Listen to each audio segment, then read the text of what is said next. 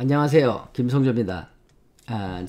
제가 지난 영상에서 말씀드렸듯이 제가 좀 작은 글자는 이제 너무 보기 어려워서 책을 잘 안 보고 예전에 했던 천자문 대신에 아학편이라고 하는 걸 가지고 한자 2천자 외우기에 도전을 하고 있습니다. 한자는 아무래도 그림이고 좀 크잖아요. 그래서 이제 펜 붓이죠. 그런 거 갖고 이렇게 쓰면서 한자 외우기에 도전을 하고 있습니다.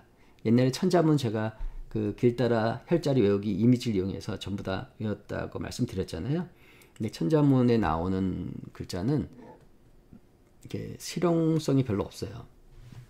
아무튼 그래서 지금 현재 2천자 외우기 도전하는데 한 600제 정도 외운 것 같아요.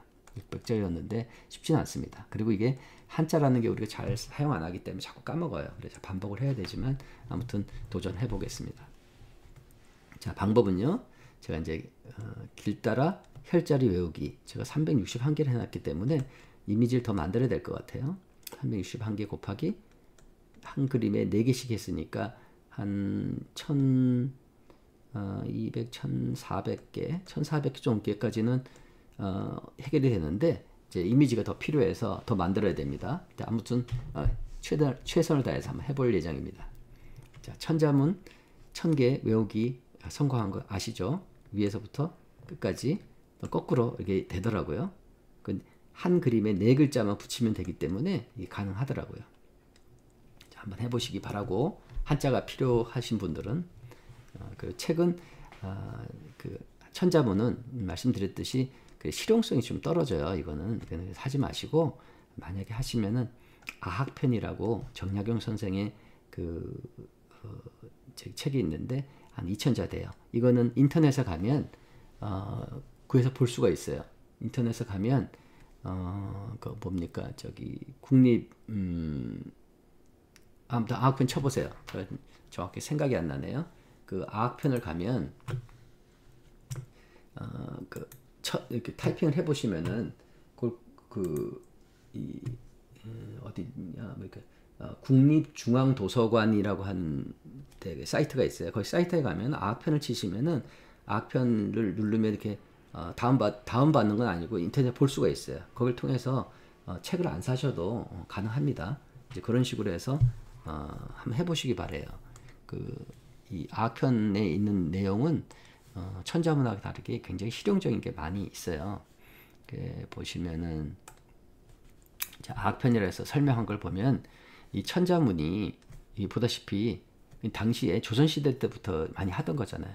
이게 한자 학습서인데 이게 글자 배열, 그 다음에 뭐 이렇게 단계성, 난이도 이런 것들이 완전히 무시되고 막 돼 있는 거예요. 한마디로 말해서 좀 엉망인 거죠. 이런 책이 이제 중국에서 들어왔기 때문에 당시에부터 그냥 무조건 하는 것 같아요. 지금도 이제 천자문을 하면 다 될 것 같은데 이거 아니에요. 이거를 이제 저가 그렇게 생각을 했는데 보니까 이제 정약용 선생님께서는 옛날부터 이걸 알고 또 아학편이라고 하는 책을 통해서 어린 아이들이 배워야 되는 한자를 이제 가르쳐 주신 거예요.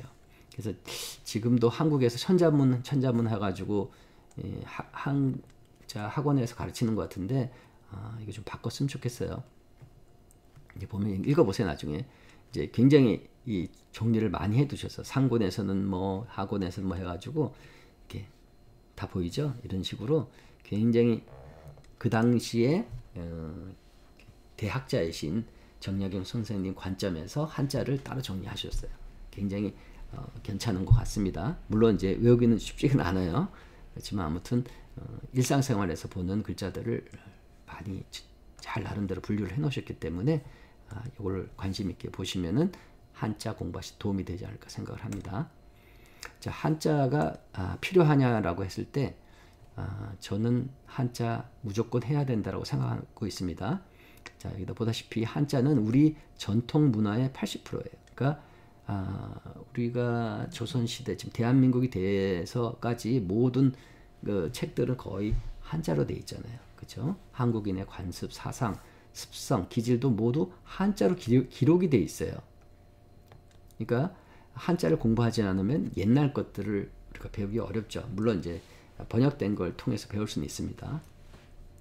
그리고 한자는 현재 우리가 사용하는 어휘의 한 70% 이상이 한자로 되어 있습니다. 그리고 당연히 학술적 용어나 전문 용어 이런 것들은 대부분이 한자어죠. 아시다시피 뭡니까? 저희 한인은 더하죠. 더 한자가 많습니다. 이 정도로 한자가 우리 그 단어에 굉장히 많은 걸 하고 있어요. 자, 한자는 표의 문자입니다. 표의.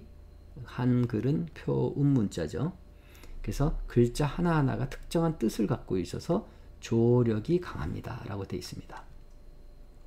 그리고 한자를 알면 다른 교과의 핵심 용어들을 잘 이해할 수가 있죠. 정확하게 뜻을 알 수가 있어요. 뭐 어디 보니까 농담인지 모르지만 이자겸의 난 했는데 이자겸의 난 이렇게 돼 있더니 이 난에 대해서 한자로 안 써 있으니까 무진장 헷갈리는 거예요. 이게 그래가지고 이게 난초할 때 난이냐 뭐 별 생각을 하는 젊은 학생이 있다라고 이제 하는 거예요. 그만큼 문해력이 떨어진다고 하는 거죠. 그래서 한자를 배우면 좋지 않을까라고 이제 설명이 되어 있더라고요. 또 한자를 통해서 동아시아 문화의 연관성을 이해할 수 있다. 중국, 대만, 일본 전부 다 한자를 사용한 문화권이잖아요. 그래서 도움이 되고 또 한자는 인간으로서 마땅히 해야 될 도덕성이 함양되어 있는 고도의 뜻글자다. 그리고 인성교육이 고치를 위해서도 꼭 필요한 문자입니다. 라고 써 있습니다. 이름에도 불구하고 한국에서는 한자를 안 가르칩니다. 그죠? 자, 그래서 한번 보세요. 자, 한자를 이제 안 쓰면 어떻게 되나 볼까요? 제가 이게 자 보세요. 이게 자 이렇게 보십시오. 여기 보시면은 이게 한국의 그 등산로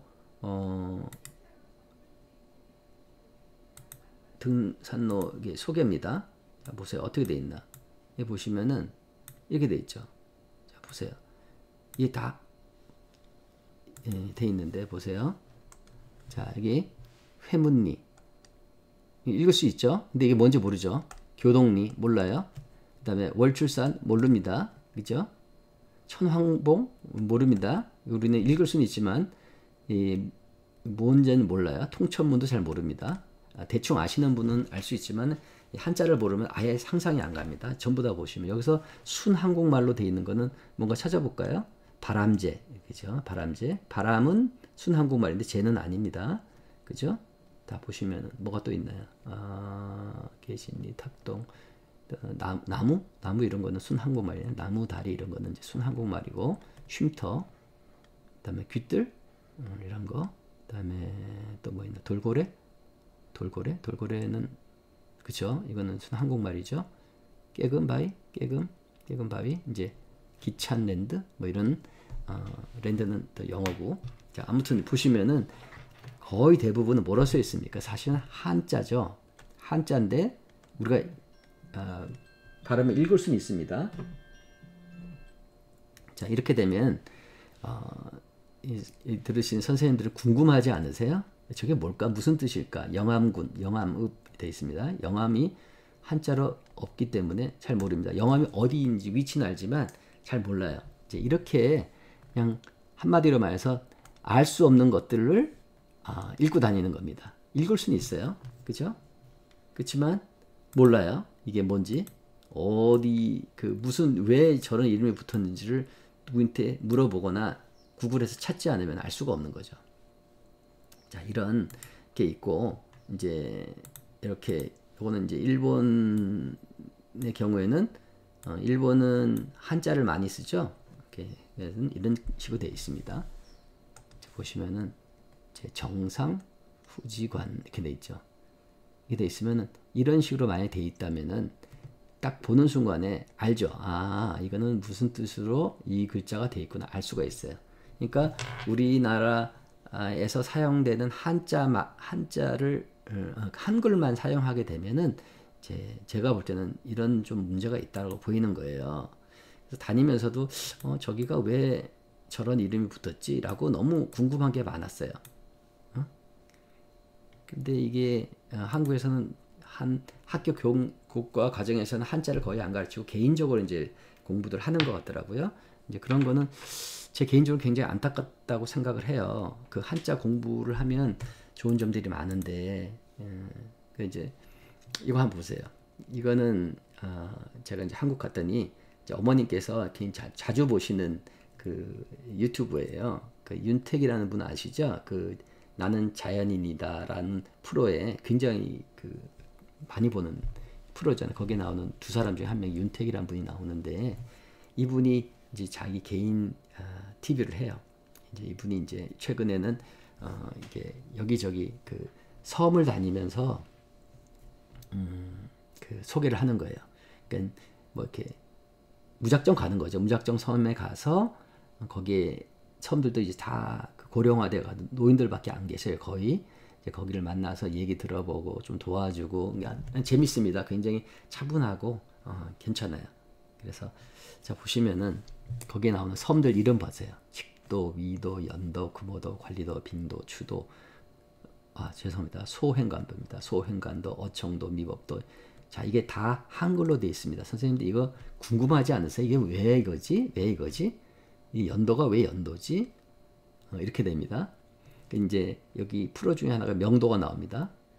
명도가 나오니까 명도 소송하라고 하나 이렇게 농담을 합니다. 그러니까 명도라는 말하고 발음은 똑같지만은 전혀 다른 명도와 또 명도가 있는 거죠. 이런 식으로 이제 호도도 마찬가지예요. 호도, 난지도, 뭐 지도, 그러니까 읽을 수는 있어요, 그죠? 읽을 수는 있지만 이게 무슨 뜻인지는 전혀 모르는 거예요.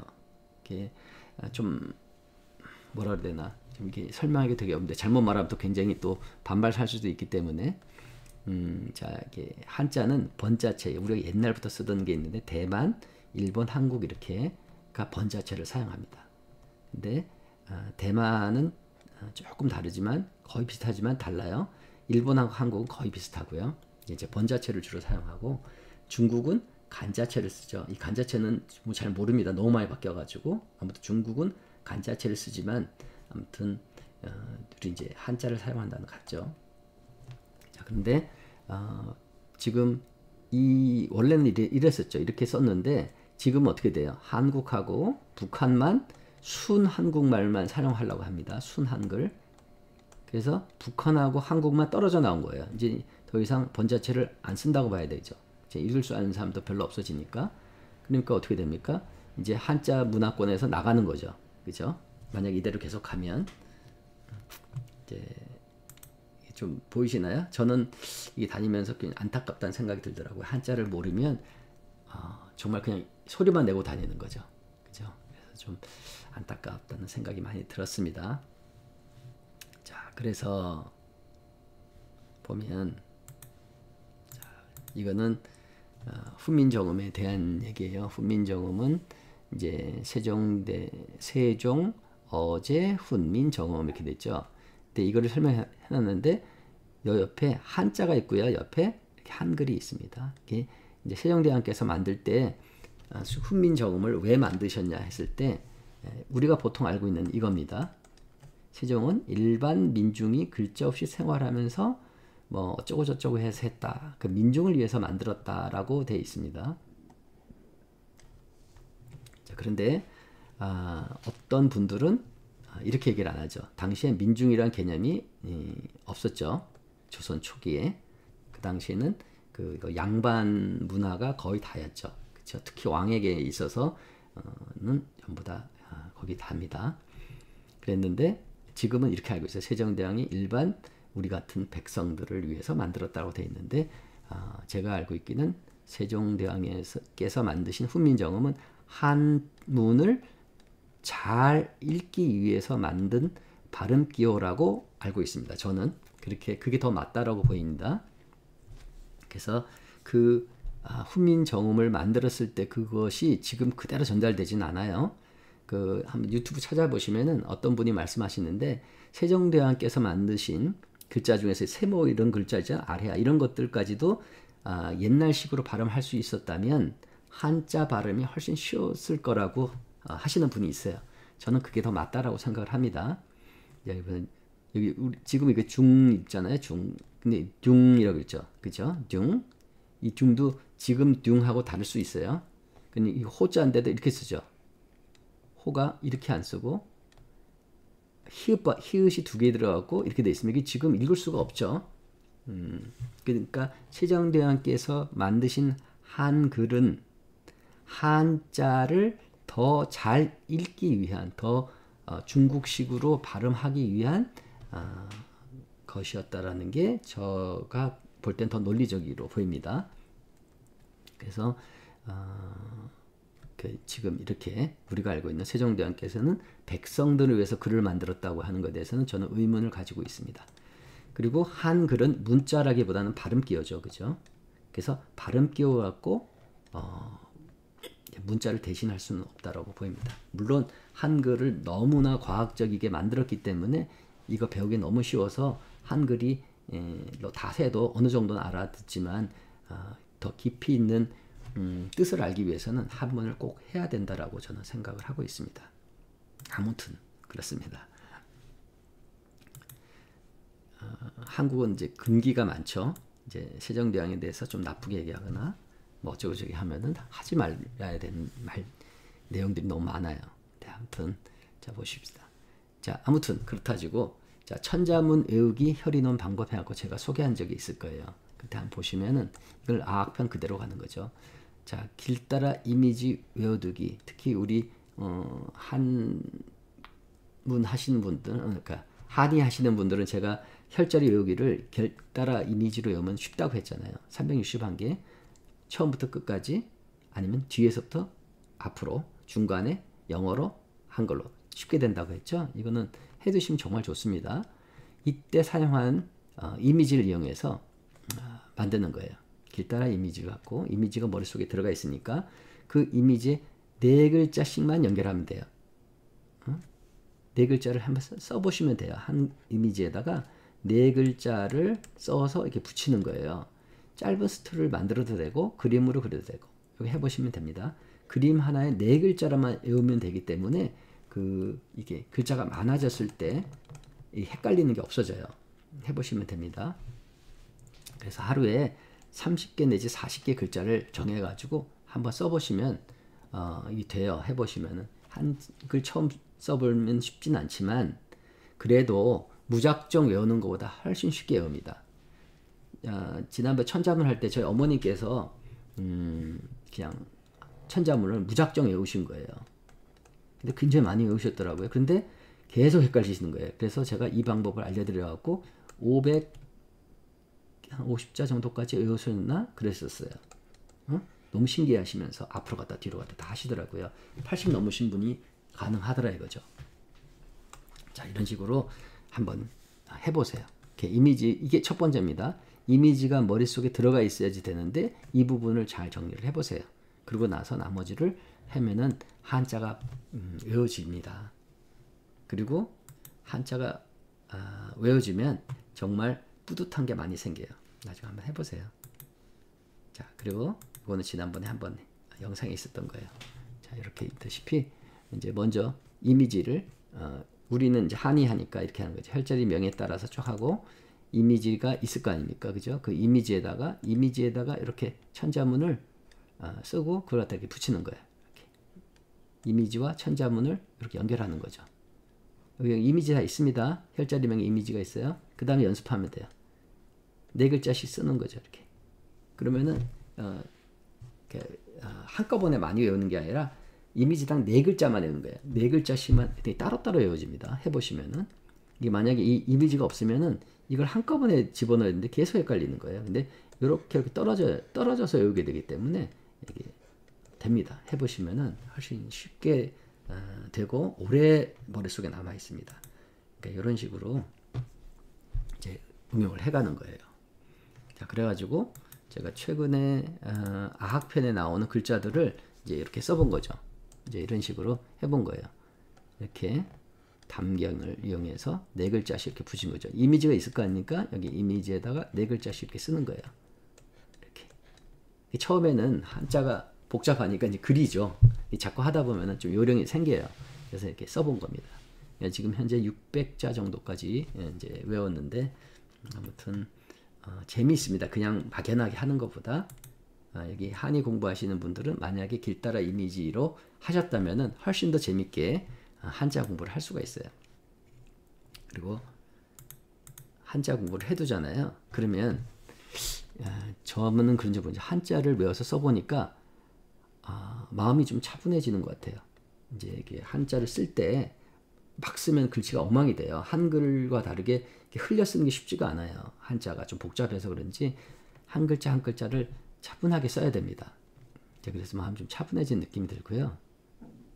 이제 글자 하나하나가 뜻을 갖고 있잖아요. 그러니까 그 글자 하나하나를 보면서 한글 쓸 때보다는 좀 다르게 좀 생각을 좀 많이 하게 되는 것 같고요. 그리고 이 아학편에 나오는 글자들은 일상생활에서 보는 글자들이 많아요.